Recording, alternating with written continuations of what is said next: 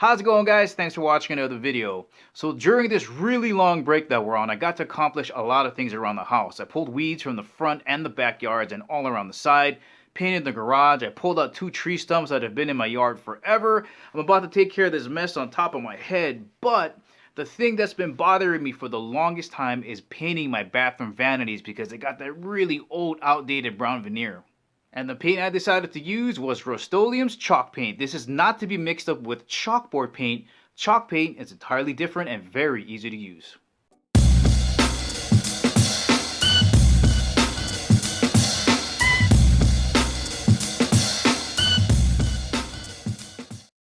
Remember, guys, if at the ending of the video you want to purchase any of the products that I use in this video, check the links in the description below. Alright, the first thing I did was give the cabinet a good wipe down with an old sink scrubby and some Dawn dishwashing detergent. You can use whatever you want there. Again, I'm not trying to get crazy with it, just want to make sure there's nothing greasy on the surface. And then I made sure everything was level with some 400 grit sandpaper. Again, not trying to remove anything, just trying to smooth it out. And then I wiped everything back down again. Here's a look at the paint, Rust-Oleum Chalked Age Gray. And I would recommend getting the clear coat if it's going to be in an area like a shower, or if you got kids, you really want to give your cabinet some protection against damage. Alright, before you start painting, I heavily recommend that you get your doors off and you practice on the back of one of the doors, because this paint actually smooths out a little bit differently than normal paint because it starts to grip and release at different points. That's how you get this distressed finish, and it really does dry to a chalky smooth finish, and you really do only need one coat. Now, after kind of feeling and looking at this finish, I didn't think I was going to need the clear coat, but I think I'm going to go for that. Another reason is you want to try to experiment. Like, do you want to go with the foam roller or do you want to get a regular bristle brush? And it makes a big difference which type of technique that you use. Let me show you what I came out with. Now, I did try 2 different types of brushes. I had a cheaper one and a little bit more expensive one. And you can see the brush strokes are the same. Let me show you what it looks like. Alright, so right down here you can see those brush strokes as well as right up here. And again, it didn't matter what brush, the more expensive one or the cheaper one, the brush strokes looked exactly the same.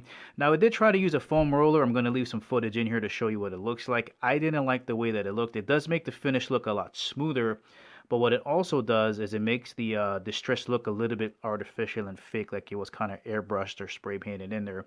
I was kind of going for that barn house, farmhouse look, so this I like. Alright, so this is what it looks like when you use a foam roller. Again, to me it looks like it got airbrushed on there. I didn't like that finish. So I went back to just using a brush. I like the way that the brush strokes look a lot more than the foam roller. And the last thing I wanted to show you is what the clear coat will look like. So you can see right up here there's this line. This portion here has the clear coat on it, and this is still kind of bare. So some people are going to want to leave it bare. Some people are going to want to use that clear coat for more protection. Well, alright, that's what the final product looks like with a layer of clear coat on there. I like the way they came out. It for sure 1000% looks better than that brown veneer that was on there before.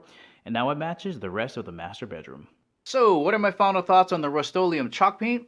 Well, I gotta say, it's very easy to use. You realistically only need one coating, and it's very easy to handle, especially when you're just slathering it on there with a paintbrush. Again, it's gonna be up to you what method you want to use, if you want to use a foam roller or a brush, but when you're doing the clear coat, you definitely want to stay away from the foam roller. Another thing too is when I was applying that clear matte coat, in some angles it was really weird. It was like the clear coat kind of re-wet the paint and it started lifting the paint, so you got to go with a really light touch when you're using that clear coat. But other than that, I love the results. Guys, that's the ending of the video. Hope you enjoyed it. Remember, if you want to purchase any of the products I mentioned in this video, check the links in the description below.